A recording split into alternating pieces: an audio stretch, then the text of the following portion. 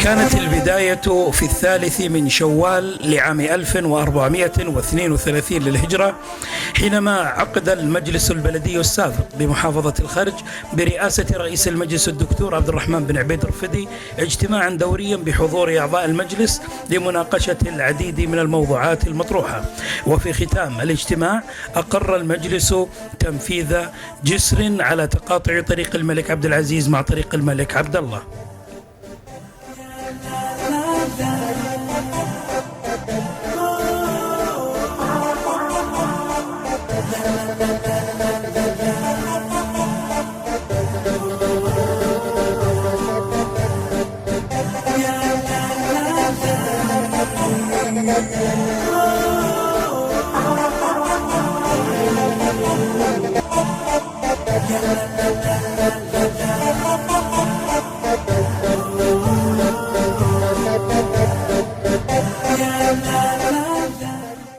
وابتدأ المشروع فعليا في مطلع عام 1434 بعد شهرين من بدء العقد تقريبا.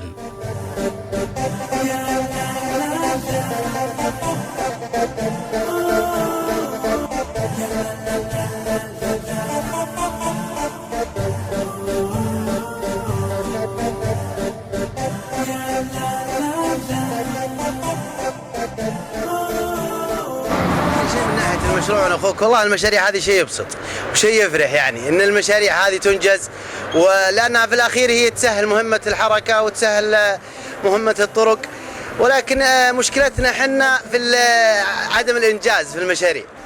المشاريع تاخذ وقت في الانجاز، في تعطيل زي تعثر المشاريع هذه يعطل المواطنين. احنا نفرح فيها وفي نفس الوقت نحزن عليها. نفرح فيها انها تسهل حركه المرور والحركه واختصارات للوقت واختصار بدل الاشارات والامور هذه، لكننا صراحه من يوم نشوف مشروع عكام زي هذا صراحه يضربنا الهم، لانه يا دوب على بال ما يخلص يبغى له سنين. بالنسبه للمشروع القائم في الخرج، الحقيقه مشروع طيب ويشكر عليه القائمين عليه، وانه اسرع مشروع الحقيقه قاموا عليه يعني، وفكره من زحمه سيارات كثير يعني احسن من الاشاره. التحويلات لازم لين يخلص المشروع بعدين خلاص تنتهي التحويلات.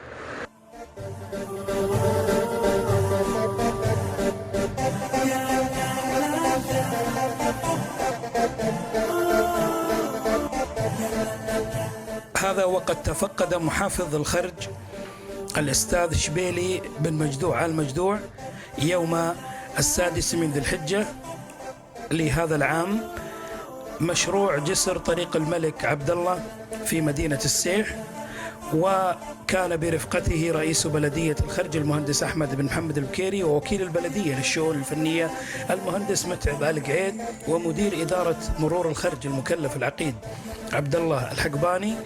والتقى آل مجدوع المهندسين المشرفين على المشروعين واطلع على مراحل التنفيذ، ثم تم وضع حلول لتوسعة جنبات طريق الملك عبد العزيز وطريق الملك عبد الله لاستيعاب حركة المركبات بشكل أفضل حتى يكتمل العمل.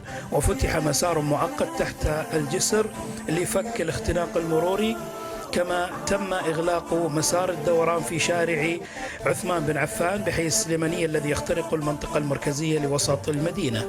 كما حث محافظ الخرج العاملين بالمشروع على بذل المزيد من الجهد حتى يتم تسليمه. المشاريع كلها طيبة، لكن عندنا مشكلة واحدة في الخرج، هي تأخر المشاريع. مثل العبارة اللي وراء البرج هذه تأخرت أكثر من مدتها حوالي 3 مرات. مثل المشروع هذا المفروض انه ينتهي في العيد، عيد الاضحى 1435، هالحين طوى في شهرين. المواطنين والناس متضررين في الزحمة هذه التحويلة. أعزائي المشاهدين، وصلنا وإياكم إلى ختام تقريرنا هذا، وفيه اطلعنا على جانب من المشروع واستمعنا إلى نبض الشارع. والخرج اليوم تطرح هذا الاستفتاء: أولا، المشروع يمشي بدون تعثر. ثانيا، التأخر طبيعي. ثالثا، المشروع تأخره بسبب ضعف متابعة البلدية. رابعا، المشروع تأخره بسبب تقصير للمقاول. نتمنى أن نكون قدمنا لكم بعض جوانب هذا المشروع، ونلقاكم بإذن الله في تقرير قادم.